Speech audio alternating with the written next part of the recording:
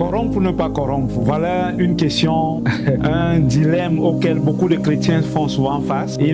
Beaucoup te disent qu'en fait, ils font face à des situations où ils n'ont pas d'autre choix que de corrompre parce que les choses sont ainsi, les choses sont gâtées et ils sont obligés de corrompre. La société est corrompue, ils sont obligés de marcher selon la société, particulièrement par rapport à la corruption. Sauf que j'ai envie de poser la question aux chrétiens qui dit qu'il n'a pas d'autre choix que de corrompre. Qu'est-ce qu'il dit de celui qui décide de marcher dans l'immoralité sexuelle et qui dit qu'il n'a pas d'autre choix que de marcher dans l'immoralité sexuelle? Il devrait pouvoir tolérer également qu'un autre puisse marcher dans l'immoralité sexuelle pendant que lui il marche dans la corruption. Il me dira non, ce n'est pas la même chose, mais moi je réponds que c'est exactement la même chose. Corrompre, c'est décider de ne pas faire confiance en Dieu. Corrompre, c'est décider de prendre soi-même les choses en main, de dire Dieu, je ne te fais pas assez confiance pour me dire que non. Même malgré la corruption ambiante, tu vas conduire les choses, tu vas veiller à ce que ton nom soit glorifié dans ma vie et que ma cause soit bien défendue. Enfin, la corruption est ni plus ni moins un manque de confiance en Dieu. La corruption n'est